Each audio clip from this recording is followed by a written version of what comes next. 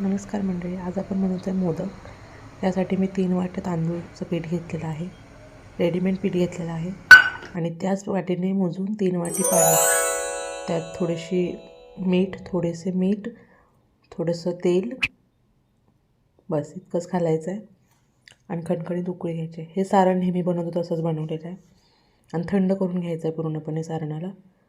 एकदम असं सुकं झालेलं आहे, त्यापेक्षाही ओलं चालेल बनलं तरी।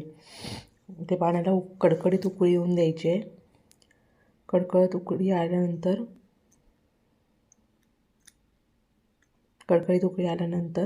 त्यात थोडं थोडं करून पीठ ॲड ऑन करायचं आहे। इथे कडकडीत उकळी आलेली आहे, पाणी कडकडीत उकळलेलं आहे।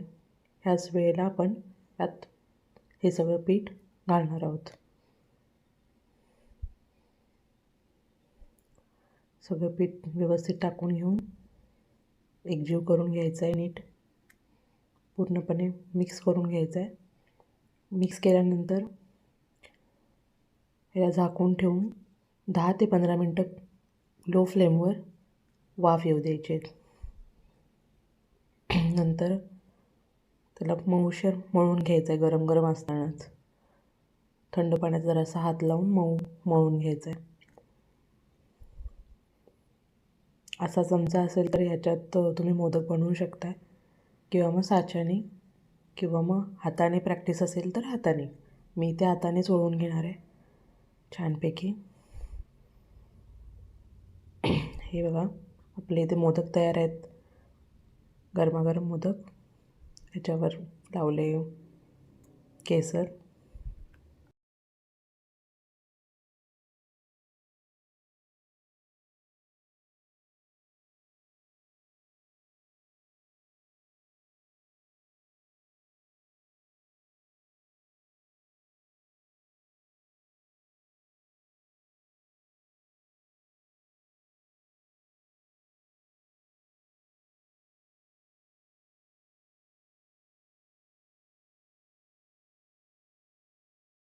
माझा हा पहिलाच व्हिडिओ असल्यामुळे कोणीच नव्हतं शूट करायला, मी स्वतः शूट केलं आहे।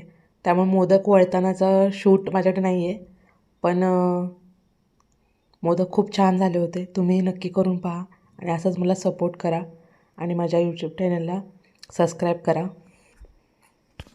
धन्यवाद।